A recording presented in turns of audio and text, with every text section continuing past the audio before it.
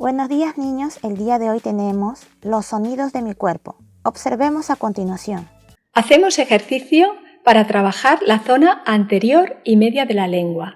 La debe colocar detrás de la arcada dentaria, detrás de los dientes y pegada al paladar. Y vamos a hacer chasquidos.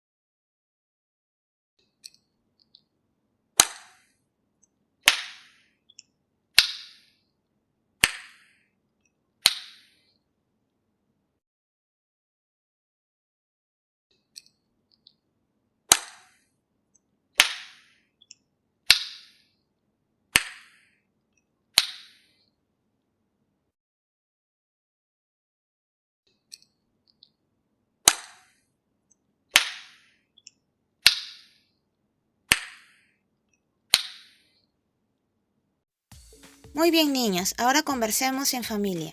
¿Qué sonido hemos hecho con nuestra lengua? ¿Solo podemos hacer sonidos con la lengua? ¿Qué otras partes de nuestro cuerpo harán sonido? Ahora, niños, observemos a continuación.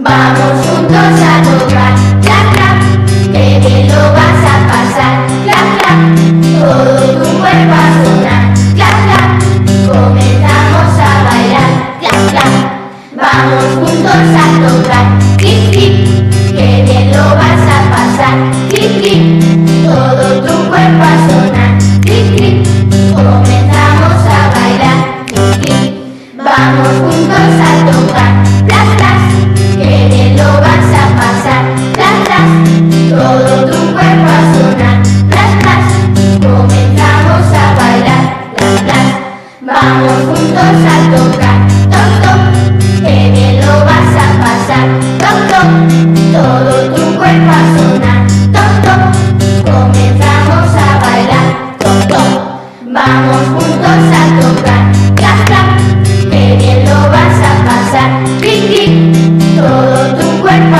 sonar, plas, plas, comenzamos a bailar, toc, toc.